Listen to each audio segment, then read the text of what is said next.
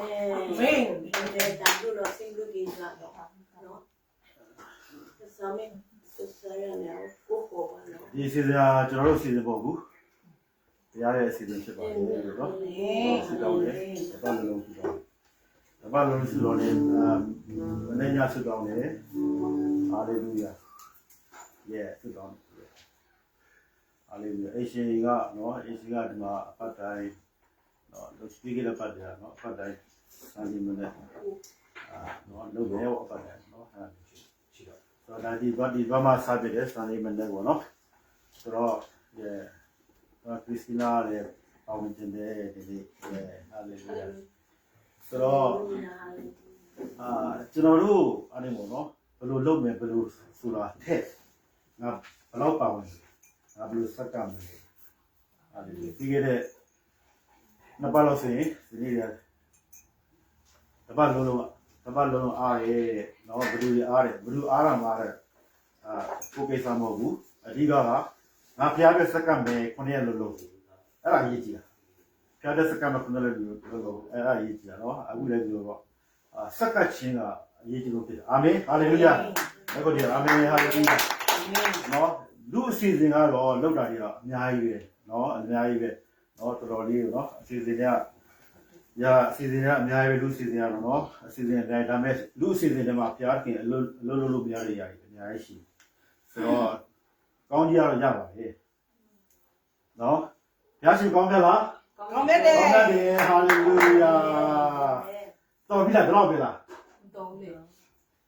Don't lose in a Pia Connection. Losing it.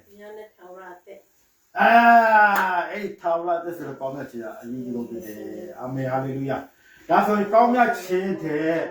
No, Pia be the comment here. Millionaire to Yara. Yari, Sarabu and Loyala. Yari, Piamashi, Channel, Namshiga. She did. That's why Pia County, Pia County, and Moya, Macauday, the Soda. You see, County of Column Soda. Yapina Aussie Jam, County of Column Yala. That's a County or Jumala, County Peterson Jumala. Hallelujah, love down there. I like you here. Not again, this is County Peterson, Marigana. So not have a scenario. Not again, this is County Peterson, Marigana. I'm not asking. Jana, what did I dinner yet? Payuami. Nina will Payuami. Amen. Payu be my long, Nina will yet. Sindiame. There is Sindiame, Dora. You know, which you know. Jana will Lila, Saudi, Lila, may pierce in that piece in the Lila is you down. I don't know, Pia, which are meeting, Valon meeting. A butcher, Lila is you down. So, hallelujah. Oh, that's a Pia teaching Allah. Piano teaching. Hallelujah, hallelujah. Piano teaching, Lila. Amen. Piano teaching, only Lila. Amen. Name piano, Tivuswa. Blue, piano Tivuswa, blue. So, you should be all your piano, Tony Quello to Lila. Killa, Kine, I met no killer. Along with you, Tio Killer. The piano, the piano kill Lila, piano Yinijana. Hallelujah. Amen. Piano Yinija, hobby, the gay Yinijana. The gay only say that ya, put a Yini would get Sila. Tita,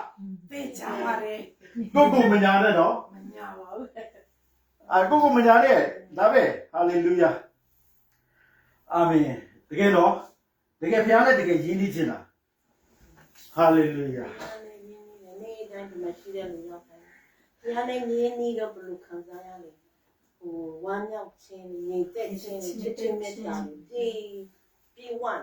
How be that? They say, I'm a pillar.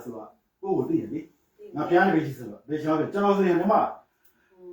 We know a cage of Yindi. Theo, but he needed that woman in her. No, we need we not care of Yindi. What, Pia that job, at that job, Lila, at that job, and the idea, ဒါမဲ့ဖះနဲ့ရင်းကြီးတယ်ပြောတယ်ကျွန်တော်ဝင်းကြီးတော့အထဲရောက်လာတဲ့အထိတော့ကျွန်တော်မရင်းသေးဘူးဒါပွင့်နေပြောတာဘာမှလိမ့်စရာအကြောင်းမရှိဘူးနော်အဲ့ဒါကြောင့်ပြောဆိုဟာလေလုယာအာမင်ဟူးတကယ်ကြီးဟာလေလုယာဟာလေလုယာဟာလေလုယာဟာလေလုယာဖះနဲ့ရင်းကြီးဝိုင်းစင်ဘာလို့လဲစကားမပြောရဘူးအဲ့ဒါရှိတယ်တစ်ချိန်လုံးမိသားဖွဲ့ရတယ်အဲ့ဒီမိသားဖွဲ့နေအဲ့ဒီနိုင်ငံတော်ဆိုတဲ့ယေရှုနော်ယေရှုဆိုတဲ့ခမရတော်တန်ရှင်တော်ဝိရမိသားဖွဲ့တနေ့တောင်လုံးကိစ္စကိုသူတောင်းယူရမယ်ဟာလေလုယာအာမင်အဲ့တောင်းယူတယ်နော်တောင်းယူတယ်မှန်းတယ်နိုင်ငံတော်ဆက်ဝင်ရှိသဆိုတော့ထိုအရာများပေးမယ်အကုန်လုံးကအလို့ရတယ်အကုန်သိရဲ့အကုန်နားလေဟုတ်လားအကုန်လုံး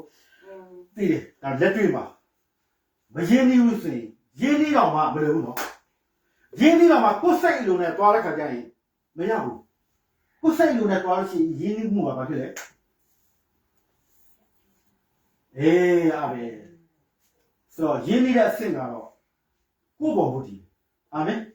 နေညာပြည့်စင်ရင်ရမှာလုံးဝစင်ညာဟိုအဖြစ်ချင်တယ်ဒီအဖြစ်ချင်ဟိုအလုပ်ချင်တယ်ဒီအလုပ်ချင်တယ်ဒီအရင်အဲ့ဒါဆိုရင်ဘလုံးဝမရင်းနှီးနိုင်ရင်းနှီးတယ်ဆိုတာဘာဖြစ်လဲဆိုတော့စိတ်လုံးကျွမ်းမဲ့ဖျားပြောတော့မဟုတ်လား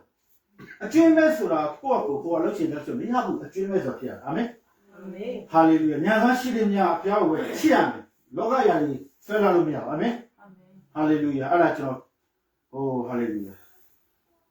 နော်ဟာလေလုယာအသေးတော်တစ်ခုထောင်းမယ်အစီအစဉ်တွေဆွဲမယ်လူလုံးတော့ရပါလေအသေးတော်မပြောနဲ့တခြားမပြောနဲ့ဥစ္စာလောကမှာလှုပ်တဲ့အရာတွေအများကြီးအစီအစဉ်အဖွဲ့အစည်းကုမ္ပဏီတွေအများကြီးရှိတယ်နိုင်ငံအုပ်ချုပ်တာအများကြီးရှိတယ်ဒါပေမဲ့ဟာလေလုယာဖူတကယ်ကြီးရတယ်ဒါဖျားလုပ်တဲ့အစီအစဉ်ကအမှန်ခက်တယ်အာမင်ဖျားပဲရှိဥဆောင်ပဲဖျားဘလို့လုပ်ဆိုတာအမှန်ခက်တယ်ကျန်တော်ပြောတဲ့ကိုယ့်ကိုတူးချင်း percentage ယူတာဖျားခင်ဘလို့အစီအစဉ်တွေလုပ်မယ်ဆိုတော့မေ့ကြည့်ဟာကျွန်တော်ဒီတပတ်လုံးတော့ဖျားခင်ကဒီတပတ်လုံးတော့ပြီးခဲ့တဲ့အပတ်တည်းအဆင်ပြေတာပေါ့နော်ပြီးခဲ့တဲ့ပတ်တည်းအဆင်ပြေတာပါလေနှစ်ပတ်တည်းအဆင်ပြေနေစင်ကြီးနဲ့နော်ဘုရားခင်ကမလက်ရှင်မာနမုတ်အတွက်ဘုရားခင်ဒီလေးပေးအဲ့ဒါပဲဒီဆုံးဦးစားပေးပြီးတော့ဘုရားခိုင်မှာလုပ်ရတယ်ပြီးတော့နောက်တစ်ခါမာနမုတ်တစ်ခါပေးတောက်ကြနေစနေနေ့မာနမုတ်တစ်ခါထပ်ပေးတယ်မာနမုတ်ဆိုတာဘုရားစကားဖြစ်တယ်အာမင်ဝိညာဉ်စာဖြစ်တယ်အာမင်ဝိညာဉ်စာခန္ဓာစာဖို့နော်ဒီဓမ္မဟောင်းမှာခန္ဓာစာဖို့ဒါမဲ့အဲ့ဒီမာနမုတ်ဆိုတာဘုရားစကားဘုရားပြောစေချင်တယ်လူတွေဘုရားခင်သိစေချင်တယ်လူပေါင်းတို့ဒီကဲတင်ချင်းတို့ရောက်ရတမန်တရားကိုသိစေချင်တယ်တမန်တရားယေရှုဖြစ်တယ်ကဲတင်ချင်းရောက်ရမကဘူးတမန်တရားယေရှုကိုသိဖို့ဖြစ်တယ်ယေရှုသိရုံတည်းမရဘူး။နော်ထာဝရအသက်မူကနော်ခမဲတော်တော်သားတော်တော်တန်ရှင်တော်ဝိညာဉ်တော်ယင်းဒီကြွားဝင်ခြင်းဒီဟာလေလုယာအာမင်။အာမင်။ဒါဆိုရင်ဟာလေလုယာဟာလေလုယာဟာလေလုယာဖခင်နဲ့ယင်းဒီသွားရင်ဖခင်နဲ့ယင်းဒီသွားရင်ဖခင်ကကိုမသိသေးဘူးလား။ဖခင်ကိုမသိသေးဘူးလား။တင်ပေးတယ်အာမင်ဖျားတင်လာကြိုက်တာလူတင်လာကြိုက်တာဖျားတင်လာကြိုက်တကယ်တော့ဟုတ်ပြောတော့တကယ်ဟုတ်ပြောတော့ဖျားလေးရင်းနေသွားရင်လူတင်လာနားထောင်လို့ရတော့ဖျားနဲ့ရင်းနေသွားရင်လူတင်လာနားထောင်လို့ရတော့ဖျားကိုကြောက်တဲ့လူကဘာမှမလုပ်ဘူးဘာအပြစ်မှမလုပ်ချင်စိတ်မရှိတော့တင်တော့ဖျားတော့တန်ရှင်တော်ဝိတော်ရောက်လာတမန်တရားကိုအကျွေးမဲ့ဘယ်လိုကြမလဲတရားပဲကိုတရားပြမှာဘလာအိုလက်စားအာမင်ကြားတော်ကိုဖတ်ဖို့လို့လေကြားတော်ထဲမှာရှင်းရှင်းလေးဖျားတင်လာလူတင်လာကြားလာတယ်မှာဖျားတင်ကြားတော်အုပ်လို့ဖတ်ကြည့်ဖျားတင်ဟာလေလုယာယေရှုမတိုင်ခင်ကဖျားသူ့ကိုကိုးကွယ်လို့တဲ့လူတွေကိုတန့်ရှင်အမျိုးမျိုးလုပ်တယ်တန့်ရှင်ဟိုလိုတန့်ရှင်လိုက်ဒီလိုတန့်ရှင်လာအတန့်ရှင်လောက်တာရှုပ်ခနေရောဖျားလောက်ခိုင်းလားဘာလို့ဖျားကအရန်သူမိသားဖွဲ့ကြလို့လေမတန့်ရှင်မိသားဖွဲ့လို့မရဘူးသူ့ကိုဘာလို့လဲရောင်ပြီးတော့မှနည်းနည်းလေးတော့မှမှားလို့မရဘူး။မားရအသက်ပါ။တင်းမှာဆိုးလို့တော့တန့်ရှင်ဆက်ပဲရှယ်လို့တာ။နော်။တော့ရစ်ပတော်ရေးဆိုတော့တစ်ဆင့်ကလူရတိုင်းဆက်တယ်လို့မရဘူး။တိုင်းဆက်တယ်ချက်ချင်းသိတာပဲ။ဘုရားကိုဆက်တယ်ချက်ချင်းသိတာပဲ။အခုဘုရားကိုဆက်တယ်ချက်ချင်းမသိဘူး။အာမင်။ဘာလို့ကောင်းလဲ။ဘာလို့တန်ဖိုးကြီးလဲ။ဟာလေလုယာ။ဒါကြောင့်တန်ကြီးကြီးတယ်။ဟာလေလုယာ။ဒါကြောင့်တကယ်ကအနှစ်သာရကိုတော်တော်များမသိကြဘူး။နော်။ကြားတော်လည်းနေတော့ဖြစ်ဘယ်သူမှလည်းမဖတ်နိုင်ဘူးဒါပေမဲ့ဖတ်ရတယ်မဖတ်လို့မရဘူးအချိန်ကြီးဖတ်ရတယ်နေရဖတ်တယ်ကျမ်းတော့တေချာဖတ်ပြီးတော့တေချာဆင်ញင်အာမင်တေချာဆင်ញင်နော်တရားဟောချက်အများကြီးနားထောင်တယ် မစင်ကြဘူးတခါလေဤဟောချက်အတိုင်းပဲပြန်ဟောတယ်တချို့ဆောင်းတရားဟောဆောင်းလေးဖတ်ပြီးတော့ပြန်ဟောတယ်စင်ကြရမှာဘယ်ဟောရမလဲစင်ကြရမှာကျွန်တော်ရေးတဲ့ချိန်တရားဟောတာမရှိသေးဘူးဒီကျွန်တော်စင်ကြတဲ့အရာထွက်လာတဲ့အရာတွေကျွန်တော်မှတရားပြောခိုင်းတဲ့အရာထွက်လာတဲ့အရာတွေတက်တည်ဒီကြီးဆိုတာငါ့တက်တည်ဖြစ်ကြလို့ဒီတက်တည်ကြီးပဲထွက်နေတာဒီတက်တည်ကမနေ့အခုမနေ့ကကျွန်တော်ပြောတဲ့အရာအခုကျွန်တော်ပြောရင်တက်တည်ပဲအခုဖျားခင်ကျွန်တော်ပြောနေတဲ့အရာကအတက်အာမင်ဟာလေတခါကျရင်ကျွန်တော်အခုတော်များတော့တနေ့ရှိပြီဖျားခင်ကတကဘာလုံး online ကြားဖို့ online တက်ခိုင်းနေရှိပြီဆိုတော့လုံးတန်75မိနစ်အခုနောက်ပိုင်းပြီးတော့ဟာလေကျွန်တော် black out အဲ့လိုမရဘူးเนาะတက်တည်ခန္ဓာကဖျားတက်တည်သူက7မိနစ်ဒါပေမဲ့ဖျားခင်ပြောတာမိနစ်20တော့ထပ်ကြပါတယ်အခု online တက်တယ်အခုမရတော့နိုင်မဖြစ်နေပြီဖျားခင်ကသူရက်ခိုင်းကျွန်တော်ဆက်ပြောလို့မရဘူးကျွန်တော်ပါစပိတ်သွားဆိုတော့အဲ့ဒါမျိုးเนาะဟာလေလုယာရဲဒါဆိုဖျားနဲ့ယဉ်ကျေးဖို့တက်ယဉ်ကျေးလားတကယ်ယဉ်ကျေးလားနေရစင်တာကိုကမညာနဲ့လေ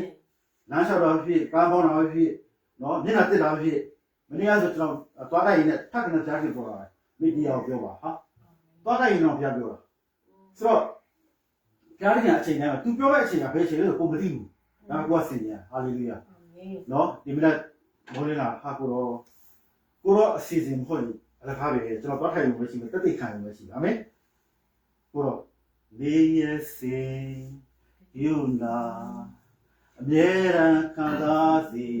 နိုင်တိုင်းမှာချစ်ချောခွေမပေးဘူးပါလာပြရှင်ဝေကလို့ဆောင်းရှောင်းပေး Yes right လုံးချုံငြိမ်ဖို့မြေရာကောင်းမြတ်လို့လေဖျားဟာလေလုယာမြေရာကြည်မြတ်ဆုံးတော်ဖျားအနာမှာခရစ်တော်ကောင်းမြတ်လို့နေတာဝိညာဉ်တော်အားလို့ဒီမကူလေနေရစိတ်ကူးလားဟာလေလုယာမြေကောင်းတယ်ဒီရန်ခါ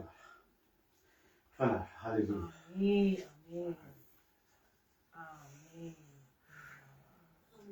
ကျွန်တော်ပြင်သွားပါလေအစီအစဉ်နေကျွန်တော်ပြင်သွားပါလေတကယ်ဟုတ်တာနော်လို့ထိုးစားပြန်ပြင်သွားပါကိုတနာပါကိုဝင်းနေအပေါ်ရောက်ကျွန်တော်ချိမရမှာဘယ်ဆရာမှမရှိအပေါ်ရောက်ချိမရဘယ်ဆရာမှမရှိအပေါ်ရောက်ချိမတက်ဘယ်ချမ်းဆောင်မှလည်းမရှိဘူးငကိုတွေကလည်းချမ်းဆောင်မရှိဘောရှင်မကြီးကိုချမ်းဆောင်ရှိလို့မရှိဘုရားတော်ရှိတယ်အာမင်ကောင်းရင်လည်းမြည်ခြင်းဖြစ်ဘုရားရှိတယ်အာမင်ဒီကြောင့်ကျွန်တော်နည်းကျွန်တော်ဆင်ញင်ဖို့လို့နေတယ်အချိန်တိုင်းဆင်ញင်ဖို့လို့ဖူးဒီဟာတော်ပြီကျွန်တော်တို့ချိန်တော့ကျွန်တော်ဝေးလာတော့မှတ်တယ်ထားလိုက်တော့မသိဘူးဟာလေလုယာနော်thank you Jesus ဖူးဟာလေလုယာ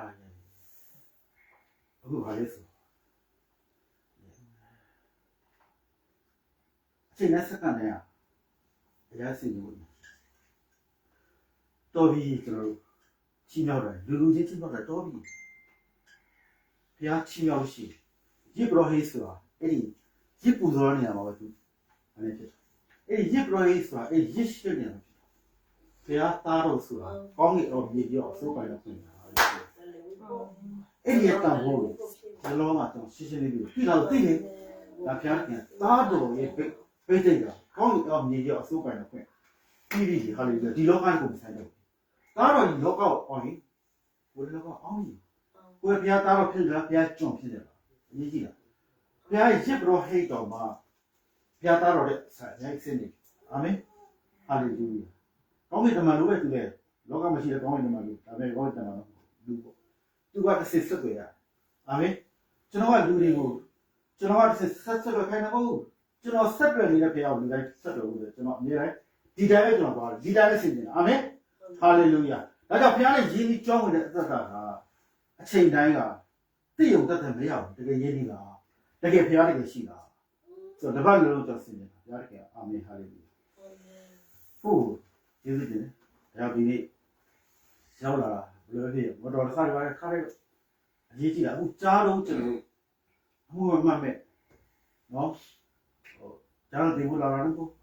အဓိကကျွန်တော်ဘုရားနဲ့ရောက်တိုင်းပို့လို့လာအာမင် ဟာလေလုယာအာမင်ကျွန်တော်တရားဟောဖို့လာဖို့ဒါပေမဲ့အသက်တာမှာဒီကျမ်းစာမှာဆင်ခြင်ထားတဲ့အရာကိုအတူတကွဆင်ခြင်ဖို့အတွက်အာမင်ဒါကျမ်းစာသင်တာအများများတယ်ဆင်ခြင်တာမရှိဘူးအာမင်ကျွန်တော်မတိုင်ခင်ကျမ်းစာပတ်သက်ဆင်ခြင်ကြမယ်ငါတို့ share မယ်အတူတကွဆင်ခြင်မယ်ဆုတောင်းမယ်ဒါကြီးကြည့်လားအဲ့ဒီကဖခင်ဘာလို့လဲဆိုတော့ဆုတောင်းရတယ်အာမင်ဆင်ခြင်ရတယ်ဟာလေလုယာဟိုကျွန်တော်အခုเนาะဒီကျမ်းစာဆင်ခြင်မယ်ဟာလေလုယာအာမင်ဘာလဲဆိုတော့ရာတော့ကျွန်တော်ဒါပြောနော်အနည်းဆုံးနှစ်3နှစ်လောက်ရှိပြီနော်ဘုရားခင်ကျွန်တော်ရှင်းရှင်းလင်းလင်းထပ်ပြတယ်နော်နှစ်3ရှိပြီဟာလေလုယာတပည့်ကြီးဟာလေလုယာဟုတ်ပါမာတာနဲ့မာရီအကြောင်းကိုဖတ်ဖို့လည်းရှိတာမဖတ်ဘူးလို့မရှိတာမာတာနဲ့မာရီအကြောင်းဖတ်ဖို့လည်းရှိတာဟုတ်ပြီဘာမှမလုပ်ဘူးအရင်ကြည့်ဖတ်တာဖတ်ရင်ကြည့်ကတော့ဖတ်အောင်ဖိုင်နောက်ဖတ်ဟုတ်ပြီဒါပေမဲ့စင်ကျင်တဲ့လူရှိလားမာသားမာရီကြောင့်ရှိတယ် မစင်ကျင်တဲ့လူရှိလားဒီတရားဟောတဲ့ကြားဘူးလား ကြားတယ်မာရီကတော့ မာရီကယေရှုနာမှာမာသားကတော့အလုံးရှုံနေတယ်ကြားတယ်အလုံးရှုံနေတယ်အဲ့ဒီတရားဟောတဲ့နန်းကြီးအောင်ကျွန်တော်ကြားတယ်တကယ်ပါလို့ဟောနေတာဟုတ်တယ်နော်ဒါပေမဲ့မာသားနဲ့မာရီကမာရီကဘယ်ရှင်မှာပြဿနာတက်လဲဆိုတော့ဟာလေလုယာလာမယ်ဟာလေလုယာယေရှုငိုပါငိုတယ်နော်ရှင်ယောကအဖျားခင်ပြီးခဲ့တဲ့2နှစ်3နှစ်လောက်တယ်နော်ဖျားခင်တော့ပြီးတော့ဒါ3ချိန်လောက်ပေါ့နော်ဟုတ်ဆိုရှင်ယောဟာခိုင်းစတဲ့ဟုတ်ပြီနော်ခိုင်းစတဲ့ခန်းငယ်ကဒီမှာပြပြီနော်ခန်းငယ်ဒီမှာတမီးကြီး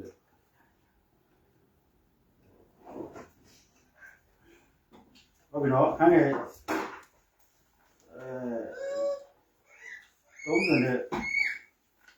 35ဖတ်နော်ကဲ1 2 3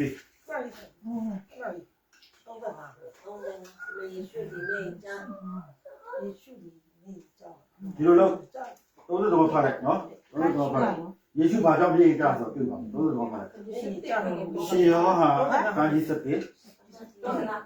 န်းကြီး33ဖတ်လိုက်မယ်ယေရှုဘာကြောင့်ငိုလဲဆိုတော့ပြောကြမာရီမဆိုင်၍ 1 2 3မာရီမဆာ၍လိုက်လာသောယူသားလူအားလုံးသည်ငိုကြွေးကြသည်ယေရှုသည်ပြေတော်မူသောအခါအလိုညှိုးငယ်ခြင်းစိတ်ပူပန်ခြင်းရှိ၍အလောင်းကို အဘယ်မှာထားကြသနည်းဟုမေးတော်မူ၍သခင်ကြွ၍ကြည့်တော်မူပါဟုလျှောက်ကြသည်ယေရှုသည်ငြိမ်ကြတော်မူ၏ခဏကြမယ်ဒီမှာပြောလဲဆိုတော့မာရိယာစပြီးတော့မာတာတို့ကိုပါမယ်နော်ဗါလေယူသားလူအားလုံးငိုယူဒာလူအားလုံးတို့ဒီတဲ့ငိုကြွေးကြသည်ကိုယေရှုမြင်တယ်ယူဒာလူအားလုံးတို့ငိုကြွေးကြတယ်ကိုယေရှုမြင်တယ်ပြီးတော့ယေရှုကသူတို့ငိုလိုလိုက်ငိုတာပါသူတို့ငိုလိုလိုက်ငိုတာမဟုတ်ဘူးတော်တိုင်းမသိဘူးပြောတယ်တရားဟောဆရာတွေတော့မသိဘူးတရားတော်တယ်သူတို့ငိုလို့ယေရှုလိုက်ငိုတယ်ထင်ကြလားသူတို့မသိဘူးဟုတ်တယ်နော်တော်များထင်တာလေတရားဟောဆရာအမှုဆောင်တော်များမာသားနဲ့မာရီကြောင့်မောတာမှုတ်ကျင်ရောဒါပေမဲ့ဘုရားခင်အဲ့ဒါကိုဖတ်ထားတာယေရှုဘာကြောင့်ငိုလဲဆိုတော့တော်များလို့ဒီဟာသူတို့ငိုလိုက်ငိုတာဟုတ်တယ်မဟုတ်ဘူးယေရှုဘာလဲသူတို့ကြည့်ပြီးတော့အော်ယေရှုဘာပြောလဲဘာပြောလဲထိုနာဒီဘာနာဖြစ်လဲထိုနာဒီဘာနာဖြစ်လဲကဲဟုတ်ပြီရှင်ဟောအခန်းကြီး7ခန်းရဲ့အခါမဲ့တက်ကနေဖတ်လိုက်တင်ဟုတ်ဖတ်လိုက်အဲ့ခုနအဲ့ကြမယ် ဟုတ်တယ်အဲ့ကြမယ် ညီအမစာရင်းနဲ့မာတာတို့နေတော့ ကဲ1 2 3ညီမမာရီနဲ့မာတာတို့နေတော့ဗေဒရီရွာကြီးလာစုမြေရှိတော်သူတယောက်ဒီ နာရဲ့နေ နာရဲ့နေတော့လာစုနမမာရီကတကယ်တရားကိုစီပွေးတော်လိမ့်တော်ရှိတော်သဘင်နဲ့တုတ်တော်မာရီဖြစ်တယ် မာရီဖြစ်တယ် ညီမတို့ဒီထံတော်ကိုဆေလို့နေတခင်ကိုတော်ချစ်တော်မူတော်သူနာရဲ့နေတော်ရှောက်ကြသည်ကိုသားကိုယေရှုကြားတော်မူနေထိုနာသည်တင်မှာဟုတ်ဘုရားခင်ဘုန်းတော်ရှင်ရှားတော်နာဖြစ်သည်တော်ပြီ ဘုန်းနာကြောင့် ဘာနာဖြစ်လဲဘုရားခင်ဘုန်းတော်ရှင်ရှားတော်နာဖြစ်တယ်သူတို့ကြားလား ကြားတယ် ကြားတယ်ကျွန်တော် ကြားတယ် သူတို့ပြော သူတို့ကြားတော့ကြားတယ်ဒါပေမဲ့မကြောက်ဘူး မကြောက်ဟုတ်တယ် သူတို့မြင်တော့မြင်တယ်ဒါပေမဲ့မမြင်ဘူးယေရှုနဲ့တုံးလေးပေါ်သွားတာခင်ပြီးသွားတာသူတို့ယေရှုတော့မြင်တယ်ဒါပေမဲ့မမြင်ဘူးကြားတော့ကြားတယ်ဒါပေမဲ့မကြောက်ဆိုတော့တမန်လူနားမလည်ဘူးမြင်တော့မြင်တယ်မမြင်ဘူးဆိုတော့ဘူးမနားမလည်ကြားတော့ကြားယေရှုပြောလိုက်ပါပြောတယ်မသေးခင်နဲ့ယေရှုပြောတယ်ထိုနာဒီတေးနာမဟုတ်ဘူးဘုရားခင်ဘုန်းတော်ခြေရှာအနာဖြစ်တယ်ယူဒာလူတို့နဲ့မာတာနဲ့မာရီတို့ယုံလားဘုရားပြောတဲ့စကားကိုယုံလား ရုံနဲ့ကြားတယ်မိမကြောက်ပေါ့ကြားတယ်မကြောက်ပေါ့ ကြားတော့ကြားတယ်ဒါပေမဲ့သူတို့ယုံလား မယုံဘူး ဒါပေမဲ့မကြားလို့မယုံဘူးဟောတေးနာမဟုတ်ဆိုမတေးဘူးဟောအာမင် မသိဘူးမတေးဘူးဟောမတေးဘူးစီဘာဖြစ်လဲဘုရားခင် ဘုံတော် ဘုန်းတော်ခြေရှာကိုမတေးတဲ့လူကတေးရောတဲ့လူကဘုရားရှင်းလိုက်ဘုန်းတော်ခြေရှာလို့ ရှင်ဘုံတော်တင် အေးဒါပဲလေမတေးခင်နဲ့ယေရှုပြောတာကိုသူတို့ကြားလားကြားတော့ကြားတယ်ဒါပေမဲ့ယုံလားမယုံဘူးအဲ့ဒါကြောင့်ယူဒာတွေမာတာတွေမာရီကဘာဖြစ်လဲဆိုတော့ယုံတော့ယုံတယ်ဒါပေမဲ့မယုံဘူးဆိုတော့ကြားတော့ကြားတယ်ဒါပေမဲ့မကြားဘူးနော်သူတို့ဘာဖြစ်လဲငိုနေတယ်ယေရှုကဘာဖြစ်လဲအဲ့ဒီသူတို့တွေမယုံလို့ယေရှုကငိုတာ ဝမ်းနေ ငိုတာဝမ်းနေတာဒီလိုငါပြောတဲ့စကားကိုသူတို့ကြားနေတယ်မယုံဘူးကွာ အေးအေး ဆိုတော့ဖះကိုယ်တိုင်ပြောတဲ့စကားအမှုတော်ပြောတာမဟုတ်ဘူးတေယုဆရာပြောတာမဟုတ်ကွာဒီအရာမပြောတာဘူးအခုတော်များကအာလေလုယာလက်စားတယ်နော်တေယုဆရာပဲဖြစ်တမန်တော်ပဲဖြစ်ခင်းတော်ပဲဖြစ်ဝိညာဉ်တော်ပဲဒီကောအဲ့ဒါကိုကျမ်းစာထဲမှာရှင်းရှင်းလင်းလင်းအမြင်ဖို့လွယ်ချင်ပေတရုတေယုဆရာဖြစ်တယ်ဝိညာဉ်တော်ကသူရွေးကောက်တာတောင်းနေချီပြီးတော့ကျမ်းစာကိုစစ်စစ်ဖတ်ဖို့ရည်ကြည်တယ်နေရမပြတ်ဖို့ဆင်ခြင်ဖို့ရည်ကြည်တယ်တမန်တော်ဘုရားရွေးတာနော်ဘုရားခင်ယေရှုလောကကတည်းကမတက်ခင်တည်းကဘုရားရွေးတယ်ဒါပေမဲ့တမန်တော်ဖြစ်မလားသူတို့ဆုတောင်းရတယ်ဝိညာဉ်တော်ရောက်လာမှတမန်တော်အမှန်ကန်ဖြစ်ယေရှုလောကကတည်းကတဲ့ရှင်မှာတမန်တော်ဖြစ်ဘူးထွက်ပြေးနေရတာဒါပေမဲ့ဘုရားရဲ့အကြံစီကသူတို့တမန်တော်နေရာမှာထားခြင်းဒါပေမဲ့သူတက်တာသူဘုရားနဲ့မရင်းဘူးအာမင်ဟာလေလုယာဆက်ပြီးဖတ်မယ်ဘာကြောင့်ဒီဟာဝိညာဉ်တော်ဘာလို့ပြောလဲဆိုတော့ဟာလေလုယာယေဖာလိုက်တယ်ဆက်တယ်ယေဟာလေလုယာတပိချီ ယေရှုတင်မှာတာကိုက ဆက်စားကုနာဆက်ဖလိုက် ငါဆက်ပဲ ယေရှုမို့လည်းအများကြီးဆက်ဖလိုက် ယေရှုဒီမှာတောက်တယ်ကော ကဲယေရှုမို့လားဆက်ဖလိုက်ယေရှုဒီ ဟုတ် ဒီ တယ် ကြ တောင်းတယ် တော့30နဲ့ အဲ့ဒါ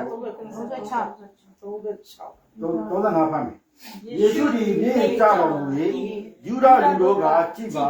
နာသူကိုအလွန်ချစ်ကြည်ပါကားဟုဆိုကြ၏အချို့တို့ဒီမျက်စိကံတော်သူကိုမြင်တော်မူ၏ဒီခေတ်လာစုကိုမကြည့်စေခြင်းကိုတားနိုင်တော် ဆိုကြတယ် သဘောမယ်တပန်ယေရှုဒီအလွန်ကျိုးခဲ့သောစိတ်ဉာဏ်ရည်ကိုရောက်တော်မူ၏ထိုတွင်ရေပြလာရှိကြောင်းတဲ့ခါသည်ကြောက်ကိုဆွေးကြတော်ယေရှုဒီမိတ်တော်မူ၏သေလွန်တော်သူ၏ဓမ္မမာတာက မာတာက သခင်ယခုဖြစ်နေနာရရှိသည်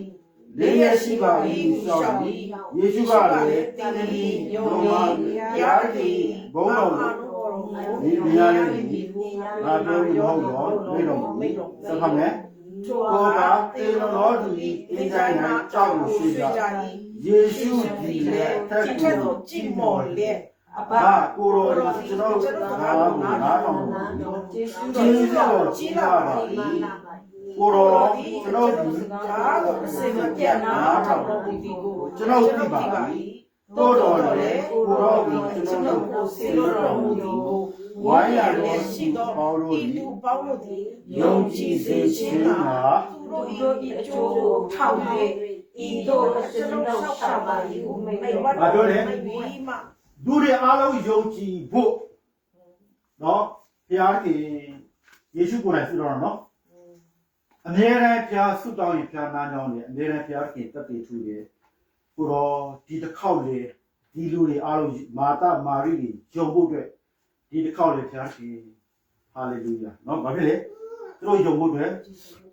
ကျိုးကိုထောက်၍ အကျိုးကိုထောက်ရင် ကျွန်ုပ်ရှောက်ပါ၏ ရှောက်ပါလေယေရှုဆုတောင်းတယ်နော်ယေရှုဆုတောင်းတယ်သူကိုယ်တိုင်ဆုတောင်းတယ်ကျွန်တော်တို့ကဘာပဲလို့ဆုတောင်းရတယ်ဒါပဲ အာမင် ဆုတောင်းရတယ်ဆုတောင်းပြီးစင်ញင်ရတယ်ဆုတောင်းပြီးစင်ញင်ရတယ်စင်ញင်ရတယ်ဘုရားကြီးကမှလုံနေပြီလားလုံနေပြီလားမလုံနေလားမလုံဆိုတော့ လို့ကျွန်တော်ဖတ်ဆိုတော့ချီမောဟာလေလုယာဆောက်နေချိန်ဆောက်ယေရှုတော်မဆုတောင်းတာဟာလေလုယာကျွန်တော်ယေရှုနာမနဲ့ဆုတောင်းတာတကယ်တမ်းဘုရားနဲ့ယဉ်ကျေးကြောဟာလေလုယာ ယေရှုလည်းကျမတို့အတွက်ဆုတောင်းပေး ယဉ်ကျေးကြောကိုသိကြည့် ရောက်တိုင်းအတွက်ဆုတောင်းပေး အာမင်တချို့ယေရှုနာမနဲ့တုံးတာယေရှုနဲ့မယဉ်ကျေးသေးဘူးဒါကြောင့်ဟိုမှာယေရှုဒီမှာယေရှုဘုရားကအသုံးပြပါလေအခါကျရင်တချို့နော်ဘုရားလည်းအသုံးပြတယ်ဘုရားနဘေးလက္ခဏာတူတယ်နာဆိုရင်ထုတ်တယ်ဘုရားအသုံးပြတယ်အဲ့ဒီလူတော်မှဘုရားရဲ့ယဉ်ကျေးတဲ့ချိန်တော်လေဟာလေလုယာဘုရားရဲ့ယဉ်ကျေးခြင်းသိရေးကြည့်တယ်ဒါကြောင့်ထာဝရတက်အာမင်ဒီထာဝရတက်ကကိုမလုပ်ပဲနဲ့ကိုထာဝရတက်မယ်ကဲတည်းစိတ်ချမှုထာဝရတက်ကကဲတည်းစိတ်ချမှုကိုမှမရှိပဲနဲ့လူတွေလည်းကြည့်လို့မရဘူးအာမင်ကိုမရှိပဲလည်းကြည့်လို့မရဘူးကိုယ်ကိုယ်တိုင်ရှုံးအောင်မှာကိုမှအသက်မဖြစ်ပဲနဲ့ရှောက်ပြောနေတာအဲ့ဒါပဲကျမ်းတော်ကြီးတစ်ဖက်ကိုမှအသက်မဖြစ်ပဲရှောက်ပြောနေရတယ်နော်ဒေတာလေးပုံမြင်လို့နော်ဖြားရောက်တွေးဆောင်တဲ့အရာတွေမဲ့လုံးပြီးပြောနေရတယ်ဘုရားမထိုက်ဘူးဘုရားမထိုက်ဘူးဘုရားပြောခိုင်းတာပြောဘုရားကရောက်တိုင်းကိုရင်းနေနေတာအာမင်ဟာလေလုယာအာမင်ဘုရားရဲ့ရင်းနေသွားရင်တရားဝကျနားတော်မရတော့ဘူးဟာလေလုယာ ဟုတ်တယ် နားတော်မရဘူးတကယ်အမှန်ပြောတာဆိုတော့မရင်းနေနားတော်ပေါ့နားတော်ပြီးစင်ကြပေါ့ကျန်တာဖတ်ပြင်းနေနားတော်ပေါ့နားတော်စင်ကြပေါ့ဒါပေမဲ့ရင်းနေတဲ့အဆင့်တိရောက်ဖို့ဆိုတာရည်ကြည့်တယ်ခေါင်းရအသက်မှုကကမဲတော်၎င်းသားတော်ယေရှုတော်တိကျွမ်းခြင်းတိယုံတတ်တဲ့ဘုတိကျွမ်းခြင်းဒီကျမ်းစာကိုလည်းတော်တော်များသိတယ်ဒါပေမဲ့အများစုဟောတာနည်းဘာလို့အသက်မဖြစ်လို့ဟောတယ်လို့မရှိဘူးတကယ်ကျွန်တော်ကဆင်ရင်လည်းရတယ်အခုထွက်လာရတယ်ဆိုတော့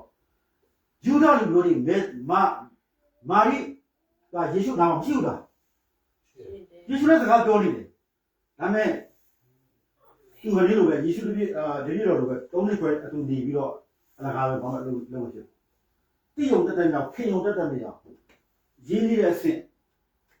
အာမင် အာမင် တို့ဒီနေ့တို့ဒါဝိလျော်နေတဲ့အဆင့်အာမင်ဟာလေလုယာ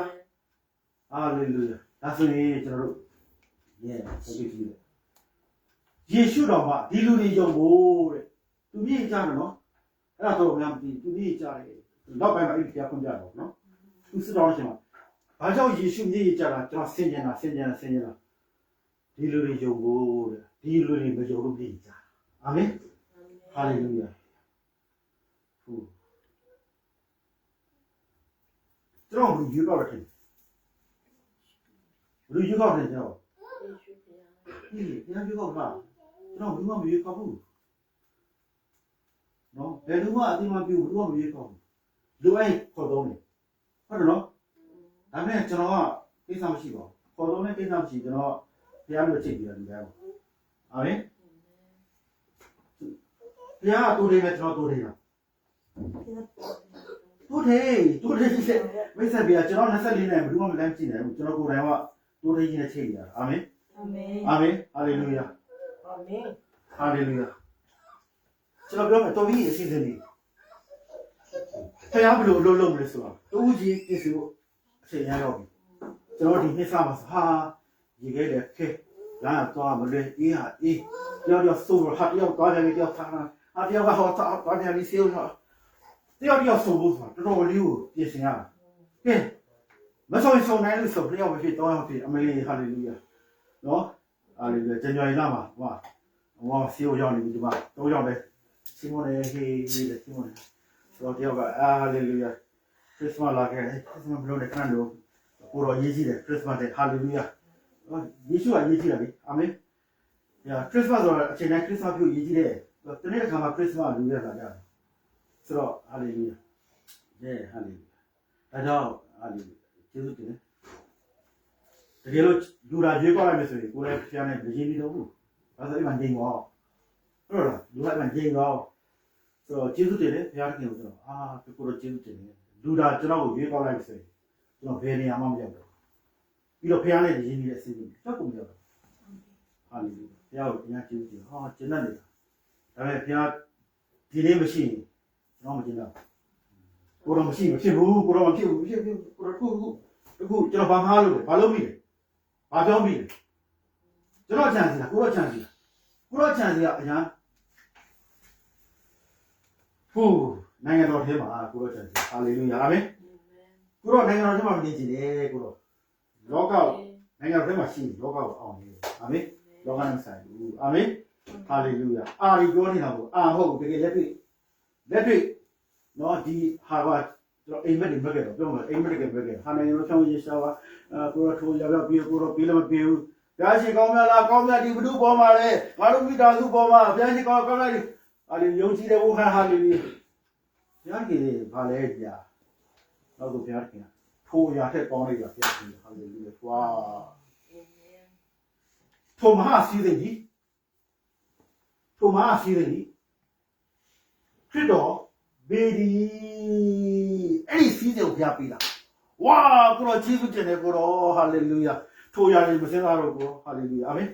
မစင်သားတော့ကိုတော့ဟာလေလုယာကိုတော့ဟာလေလုယာကောင်းကောင်းနေရတယ်ကောင်းစားရတယ်ကောင်းစားကျမ်းမာတယ်လीဘာကြောင့်မှမရှိဘူးလीအာမင်ကျမ်းမာတယ်ဤစီပါဘာမှရောခဲ့ပြီးမှမရှိဟာကိုတော့အမှန်ကန်စီးတဲ့ကိုပေးတာမဟာစီးတဲ့ပေးတာထိုမဆီခရစ်တော်ကြီးခရစ်တော်ရှိတယ်ဒါမှစီးတဲ့မဖြစ်ဘူးအများကြီးပဲရောက်ရခန့်ရင်စီးတဲ့မဖြစ်ဘူးရောက်ရမခန့်ပါအာမဆီကျေးဇူးတင်တယ်ကိုတော့ကျောင်းဝင်ချင်းထိုမဆီခရစ်တော်ကြီးဟာလေလုယာပြောလိုက်ကျွန်တော်ယေရှုကျွန်တော်ရှိပါတယ်ရောက်ရခန့်ရင်မသိကြဘူးမဟုတ်သေးဘူးကိုစီးတယ်လေဟာကိုလို့ရှိရင်တရားလို့ရှိရင်မဖြစ်ဘူးလေကျေးဇူးတင်တယ်ဒီရောက်လာလို့တိုင်းဘယ်လိုဖြစ်အဲ့ဒီမဟာစီးတယ်ဆိုတဲ့ခရစ်တော်ကအလုံးလုံးလေးဆိုကျွန်တော်ကတတ်တယ်ထွက်နေတာအဲ့အလုံးလေးဆိုရင်လူပေါင်းတို့ဒီပေတင်ကြီးရောက်တယ်လူအပေါင်းတို့တယောက်မကြမဟုတ်လားဟုတ်တယ်နော်အေးတမန်တော်တိဖို့ဆိုရင်ယေရှုမဟုတ်လားအဲ့ဒါကြောင့်ဟာလေလုယာဒီတမန်တော်ဆိုတဲ့ဝိညာဉ်တော်ရောက်လာတယ်တမန်တော်အကျွေးမဲ့တွင်တင်ပြတာပဲအာမင်တော်ပြီကျွန်တော်လူချင်းတင်လာတယ်ဘုရားကိုယ်တိုင်တင်ဖို့အတွက်ကိုယ်တိုင်တတ်တည်ဖြစ်တဲ့ကစီးတော့ဟာငါမလေးတတ်တည်အေးတတ်တည်ယေရှုကရှိချင်းလည်းပဲယေရှုကငါ့တတ်တည်ပြကြလောယေရှုကတရားဟောကြပါမပေါ့ယေရှုပြောတာဟာလေလုယာကျွန်တော်တို့ဟာလေလုယာပေတရုကိုတောင်းတယ်တန်ဃာတွေကိုယ်လည်းတောင်းနိုင်တယ်ဗျာခင်အာမင်ဒီဘရိုင်းနေရာမှာတောင်းနိုင်တယ်ဒါတော့ဒီလည်းတောင်းနိုင်တယ်ဟာဘုရားတောင်းနိုင်တယ်ဟာနော်ဘုရားတောင်းလို့ရမှာဘုရားတောင်းတာအာမင်အာမင်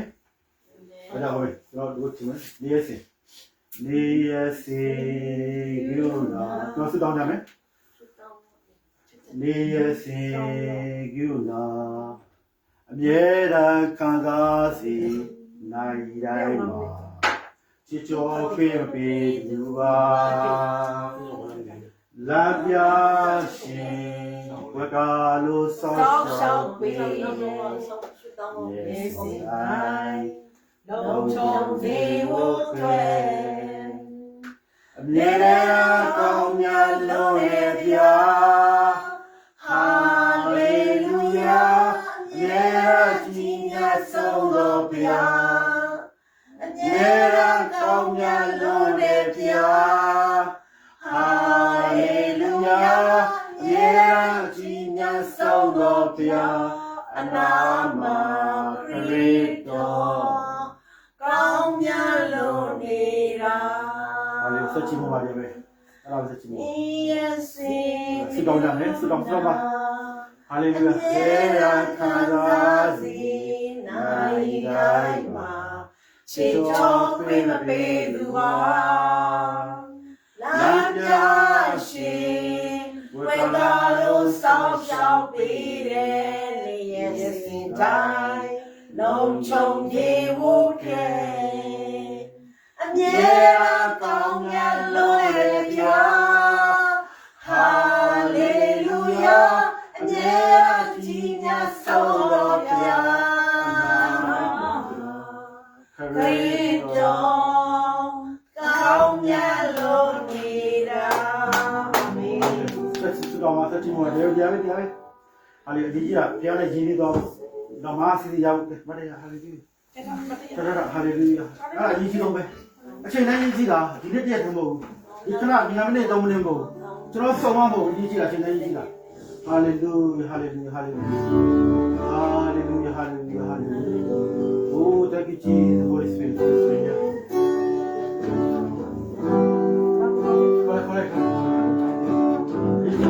ကြီးကကျွန်တော်ချိပဲချိမောကျွန်တော်ဘာမှမပြောဘူးဘယ်ကဆရာမရှိတာကောင်းကြီးရလားဟာလေရဟုတ်လားဟုတ်လားyou now yeah kasazi nai jai ma chi hop pri dua akashi without the sun shall be there blessed I love shall be